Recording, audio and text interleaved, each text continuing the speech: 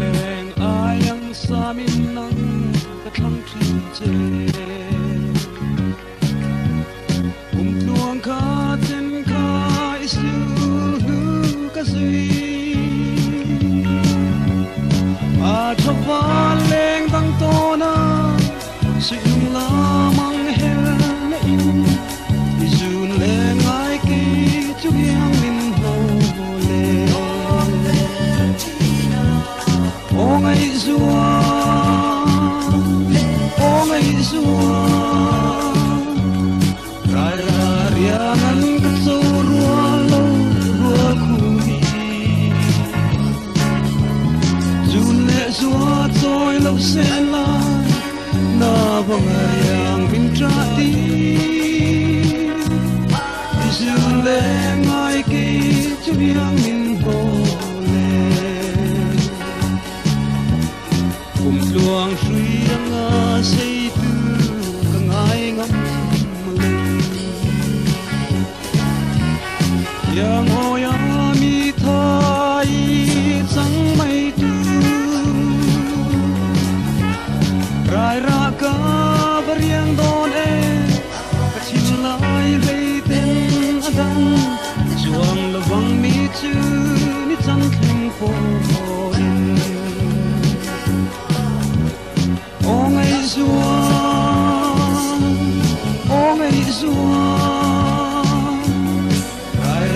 riangan ketu rualo rual kumi zule zua toy lo selai na bangariang bintrati zule ngai ki chubiang min bole kwari sak min thang than apar nge Chal ko bang do mi azam kara Rao thaleng ka tong lo che om har maria ten ka fa sar balung rual ten thang zayan bo ong ai zua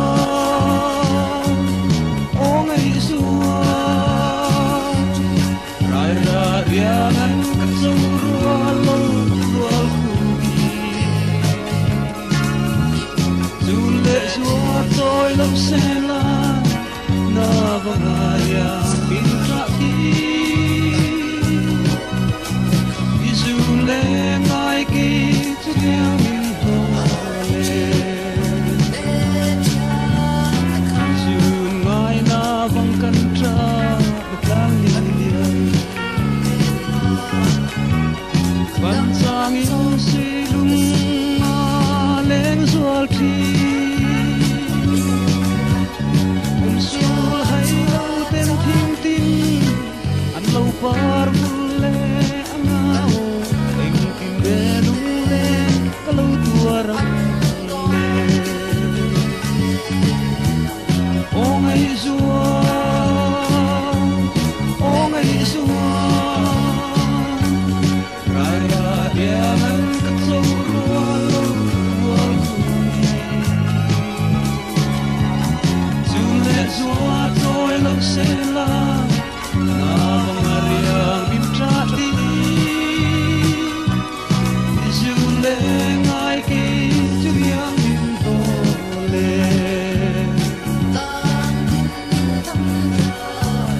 zule zua toy lo sela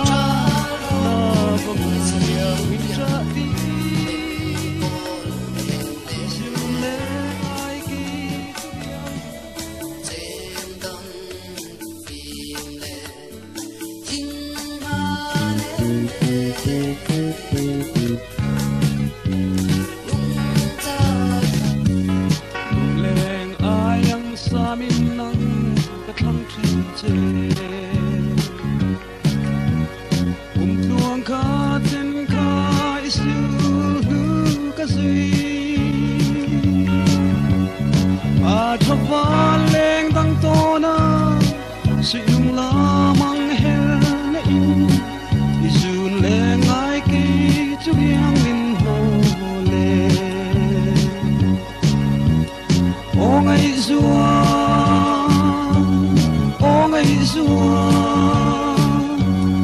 rai ra riangan ka zo rual lo rual khumi zun le zua toy lo sen lai na bangayang min tra ti izun le ngai ki chu yang min ho le kum tluang sui anga sei tu ka ngai ngam le yang o ya mi thai chang mai tu rai ra ka variang don e ka thim lai lei ten adang chuang lawang mi chu ni chan thleng po in o ngai zua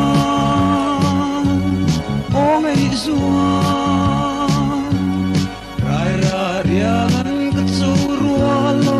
rual khumi zun le zua toy lo sen lai na bangariang min tra ti izun le ngai ki triang min ho le wari sat min thang thanum apar nge yang chal ko bang ro me ya sam kara rao thaleng ka tong lo che om har mariak ten ka va sar balung rual ten thang zayan ho